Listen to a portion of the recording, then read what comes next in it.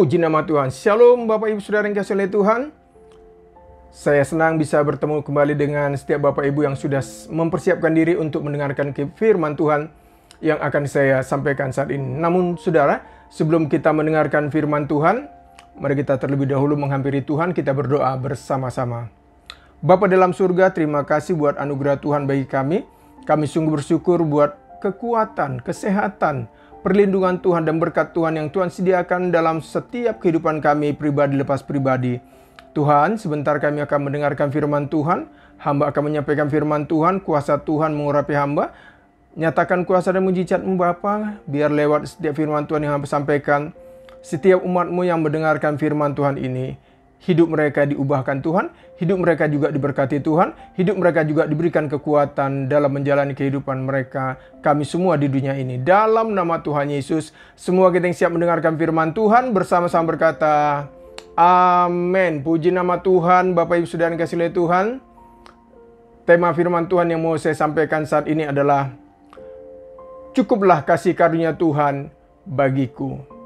Temanya sekali lagi Bapak Ibu, cukuplah kasih karunia Tuhan bagiku. Haleluya. Puji nama Tuhan. Mari kita baca satu firman Tuhan dari 2 Korintus 12 ayat 7-9. Dan supaya aku jangan meninggikan diri karena penyataan-penyataan yang luar biasa itu, maka aku diberi suatu duri di dalam dagingku, yaitu seorang utusan iblis untuk mengocoh aku supaya aku jangan meninggikan diri.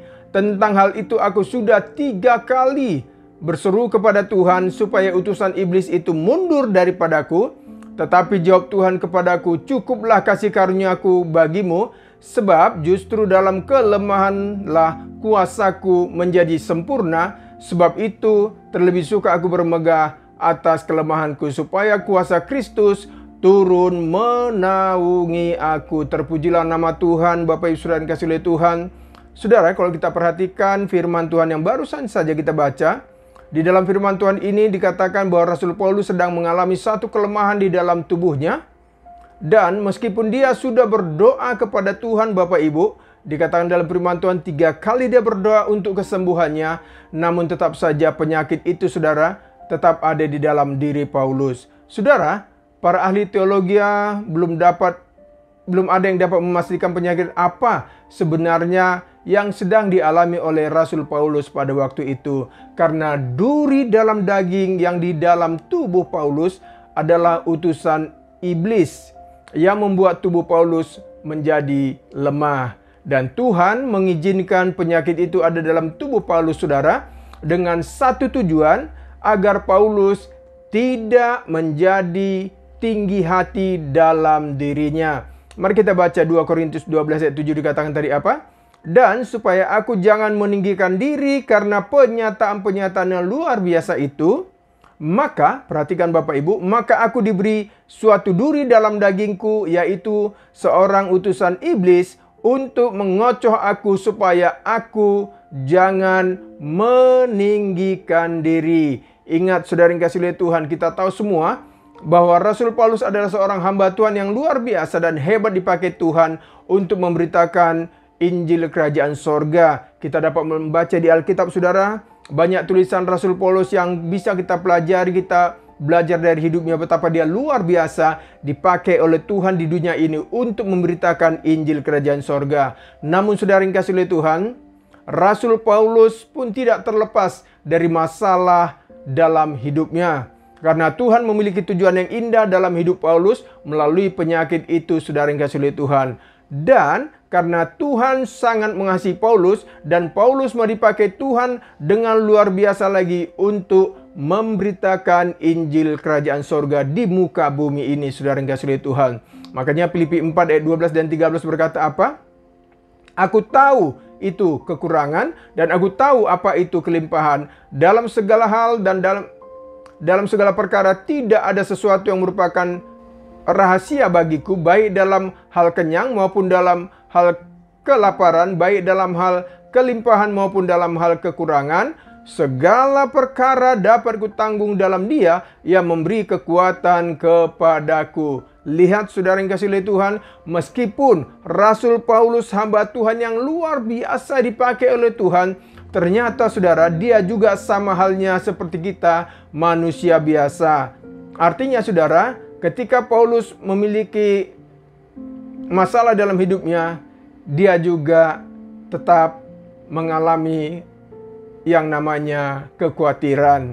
Makanya saudara yang kasih oleh Tuhan, dikatakan dalam Alkitab tadi, Paulus berdoa sampai 3 kali saudara yang kasih oleh Tuhan, untuk meminta kesembuhan kepada Tuhan atas penyakit yang dia derita. Itu sebabnya saudara yang kasih oleh Tuhan, jika saat ini hidup kita sedang dipercayakan oleh Tuhan potensi atau karunia atau berkat untuk kita nikmati atau untuk kita lakukan dalam menjalani kehidupan kita di dunia ini, ingat saudara yang kasih oleh Tuhan, itu semua adalah kasih karunia Tuhan yang Tuhan berikan kepada kita. Artinya saudara, ketika kita sedang diberkati oleh Tuhan, ketika kita sedang dipakai Tuhan dalam pelayanan, dalam bentuk apapun saudara di gereja Tuhan, jangan pernah lupa diri dan tetaplah merendahkan hati di hadapan Tuhan dan sesama kita manusia. Katakan amin saudara. Bukankah Lukas 14 ayat 11 berkata apa? Sebab barang siapa meninggikan diri, ia akan direndahkan, dan barang siapa merendahkan diri, ia akan ditinggikan.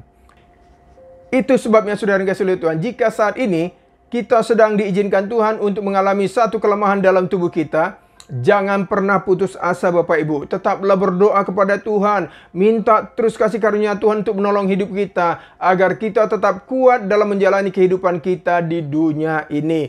Percayalah saudara yang kasih oleh Tuhan, di balik semua kelemahan atau masalah yang sedang kita hadapi saat ini, pasti ada maksud Tuhan yang luar biasa, ada maksud Tuhan yang indah di dalamnya untuk kehidupan kita. Bukankah Roma 8 ayat 28 berkata apa? Kita tahu sekarang bahwa Allah turut bekerja dalam segala sesuatu untuk mendatangkan kebaikan bagi mereka yang mengasihi Dia, yaitu bagi mereka yang terpanggil sesuai dengan rencana Allah. Terpujilah Tuhan Yesus Kristus yang begitu mengasihi saya dan saudara yang kasih oleh Tuhan. Saudara, mungkin sekarang kita belum tahu mengapa semua masalah itu bisa kita alami. Tapi nanti saudara, ujungnya baru kita dapat memahaminya, dan semuanya itu akan indah pada waktunya Tuhan. Katakan amin saudara yang kasih oleh Tuhan. Pengkhotbah 3 ayat 11 berkata apa? Ia membuat segala sesuatu indah pada waktunya, bahkan ia memberikan kekekalan dalam hati mereka. Tetapi manusia tidak dapat menyelami pekerjaan yang dilakukan Allah dari awal sampai akhir. Contoh saudara yang kasih oleh Tuhan, saya saat ini sedang memberitakan firman Tuhan kepada Bapak Ibu. Saya juga sedang dalam keadaan sakit Bapak Ibu saudara yang kasih oleh Tuhan. Makanya tangan kiri saya ini Bapak Ibu selalu diam. Beberapa kali saya, kalau Bapak Ibu perhatikan menyampaikan firman Tuhan, diam terus karena saya 3 tahun yang lalu Bapak Ibu, saya kena serangan stroke ringan untuk bagian tubuh di sebelah kiri saya, tangan kiri saya dan kaki kiri saya mengalami kelemahan. Saya sudah berdoa Bapak Ibu saudara yang kasih oleh Tuhan kepada Tuhan. Saya sudah didoakan oleh hamba-hamba Tuhan. Saya juga sudah menjalani terapi saudara yang kasih oleh Tuhan, agar saya cepat pulih dari sakit stroke yang saya alami ini saudara. Namun saudara, meskipun sampai saat ini saya belum melihat kesembuhan secara permanen di dalam tubuh saya ini, saya terus berdoa Bapak Ibu saudara yang kasih oleh Tuhan kepada Tuhan, agar saya tetap diberikan Tuhan kekuatan, dan saya terus rutin setiap hari membaca firman Tuhan, karena saya percaya Bapak Ibu bahwa kekuatan saya hanya ada di dalam Kristus Yesus yang adalah Tuhan dan Juru Selamat kita Bapak Ibu saudara yang kasih oleh Tuhan. Itu sebabnya Filipi 4 ayat 13 dan 19 berkata apa? Segala perkara dapat kutanggung dalam Dia yang memberikan kekuatan kepadaku. Namun saudara, meskipun sampai saat ini saya belum melihat kesembuhan secara permanen total dalam tubuh saya, namun saudara, saya tidak menyerah. Saya terus berdoa kepada Tuhan, minta Tuhan sembuhkan, karena saya yakin dan percaya Bapak Ibu, semua kelemahan tubuh saya sudah diselesaikan oleh Yesus Kristus melalui kematian Tuhan Yesus di kayu salib 2000 tahun yang lalu. Dan oleh bilur-bilur Tuhan Yesus Kristus Bapak Ibu, segala sakit penyakit kita, bahkan saya Bapak Ibu yang sakit, Bapak Ibu juga yang sakit di rumah saat ini, percaya dan yakinlah, oleh bilur-bilur Tuhan Yesus Kristus, kita yang sakit sudah disembuhkan. Katakan amin Bapak Ibu saudara yang kasih oleh Tuhan. Itu sebabnya Bapak Ibu terkasih dalam Tuhan, saya setiap hari berdoa, rutin baca firman Tuhan, tetap bersyukur kepada Tuhan, karena saya percaya Bapak Ibu, kekuatan saya hanya ada di dalam Kristus Yesus yang telah memberikan kekuatan kepada saya. Dan kalau saya sampai saat ini bisa menyampaikan firman Tuhan kepada setiap Bapak Ibu, ini semua karena kasih karunia Tuhan. Makanya Filipi 4 ayat 13 berkata apa? Segala perkara dapat kutanggung dalam Dia yang memberikan kekuatan kepadaku. Saudara, saya percaya setiap hari selalu ada kasih karunia Tuhan yang Tuhan sediakan untuk kita semua yang percaya kepada Tuhan. Katakan amin Bapak Ibu Saudara yang kasih oleh Tuhan.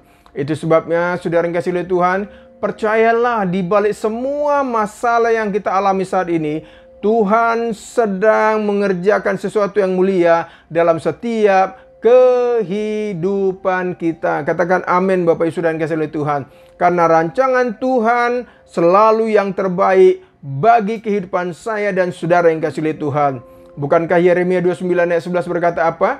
Sebab aku ini mengetahui rancangan-rancangan apa yang ada padaku mengenai kamu. Demikianlah firman Tuhan, yaitu rancangan damai sejahtera dan bukan rancangan kecelakaan, untuk memberikan kepadamu hari depan yang penuh harapan. Terpujilah nama Tuhan Bapak Ibu Saudara yang kasih oleh Tuhan. Saudara, mungkin saat ini kita belum dapat memahaminya, tapi nanti ujungnya saudara pasti mendatangkan kebaikan bagi kita yang sungguh-sungguh percaya kepada Tuhan. Karena apa saudara? Karena Tuhan sangat mengasihi setiap pribadi kita. Setiap pribadi kita berharga di mata Tuhan. Katakan amin. Mari kita baca sekali lagi 2 Korintus 12 ayat 7 berkata apa?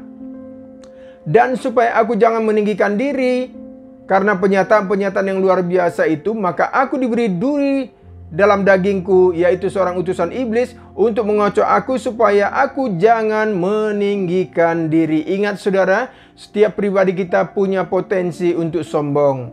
Makanya saudara, seringkali Tuhan izinkan ada duri dalam daging kita agar kita tetap rendah hati, agar kita tetap bergantung kepada Tuhan, bukan bergantung kepada kehebatan kita. Itu sebabnya saudara dikasih oleh Tuhan, apapun tantangan yang sedang kita hadapi saat ini, tetaplah bergantung sepenuhnya kepada kasih karunia Tuhan. Jangan pernah berpikir yang negatif tentang Tuhan, karena Allah sangat mengasihi saya dan saudara yang kasih oleh Tuhan. Contoh Ayub saudara yang kasih oleh Tuhan. Ayub begitu saleh, begitu luar biasa kesalehannya di hadapan Tuhan. Tapi Tuhan izinkan dia mengalami sesuatu yang luar biasa dalam hidupnya. Dia sakit, anak-anaknya mati, harta bendanya hancur, habis semua saudara yang kasih oleh Tuhan. Namun lihat saudara, meskipun semua harta benda Ayub habis dan anak-anak Ayub juga mati, namun Ayub tetap memuji Tuhan saudara. Karena Ayub sadar bahwa semua yang dia miliki adalah karena kasih karunia Tuhan dalam hidupnya. Saudara, begitu juga dengan Paulus. Duri dalam dagingnya tidak diangkat oleh Tuhan dengan segera, karena Tuhan sangat mengasihi Paulus. 2 Korintus 12 ayat 8 dikatakan apa tadi? Tentang hal itu dikatakan apa? Aku sudah 3 kali berseru kepada Tuhan supaya utusan iblis itu mundur daripadaku. Lihat saudara, Paulus tidak tanggung-tanggung. Dia sudah 3 kali meminta kepada Tuhan agar duri dalam dagingnya diambil oleh Tuhan. Namun Tuhan tidak mengabulkan doa Paulus. Itu sebabnya saudara dikasih oleh Tuhan, apapun masalah yang sedang kita hadapi saat ini saudara, tetaplah bersabar dan tetaplah berdoa kepada Tuhan. Tetaplah meminta pertolongan dari Tuhan dan minta kasih karunia Tuhan terjadi atas kehidupan kita semua. Percaya saudara, di setiap musim kehidupan kita, Tuhan selalu ada dan Tuhan selalu siap untuk menolong kehidupan kita. Percayalah saudara yang kasih oleh Tuhan, meskipun terkadang kita tidak mengerti mengapa semua itu harus kita alami. Namun saudara, mari kita tetap jalani hidup kita ini dengan selalu bersyukur kepada Tuhan, berserah kepada Tuhan. Dan nanti lihat saudara yang kasih oleh Tuhan, ujungnya pasti mendatangkan kebaikan bagi kita yang sungguh-sungguh percaya kepada Tuhan. Sebagai ayat penutup saudara, mari kita baca Yeremia 29 ayat 11 kembali. Sebab aku ini mengetahui rancangan apa yang ada padaku mengenai kamu. Demikianlah firman Tuhan, yaitu rancangan damai sejahtera dan bukan rancangan kecelakaan, untuk memberikan kepadamu hari depan yang penuh harapan. Katakan amin saudara yang kasih oleh Tuhan.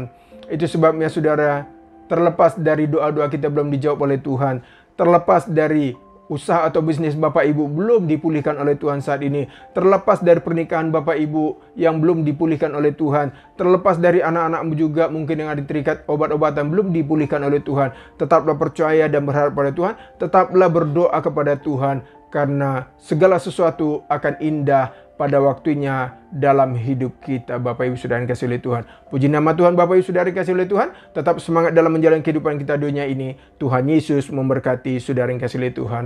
Mari kita tundukkan kepala kita berdoa. Bapa dalam surga, kami sungguh bersyukur saat ini, di mana firman Tuhan begitu mengajarkan kami Tuhan, hal-hal yang luar biasa dalam kehidupan kami.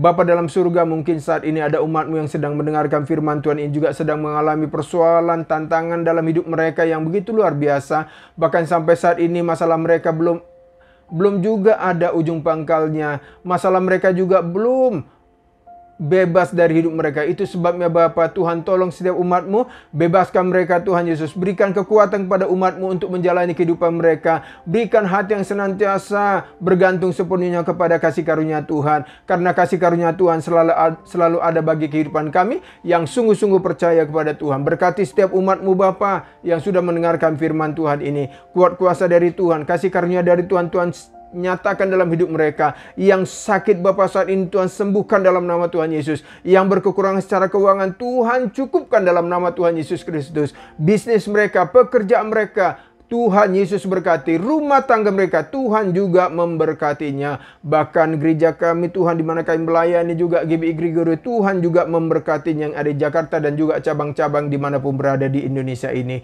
Terima kasih Bapa, terima kasih Tuhan Yesus. Ini ucapan syukur kami sangat bersyukur pada Tuhan, karena hari ini kami melihat lagi bahwa kasih karunia Tuhan cukup dalam hidup kami untuk menjalani kehidupan kami di dunia ini. Di dalam nama Tuhan Yesus kami doa mengucap syukur pada Bapa surga. Semua kita yang diberkati Tuhan bersama-sama berkata amin. Puji nama Tuhan. Saudara yang kasih oleh Tuhan, tetap semangat dalam Tuhan. Doa saya menyertai saudara yang kasih oleh Tuhan. Mari kita angkat kedua tangan kita terima berkat dari Tuhan kita Yesus Kristus.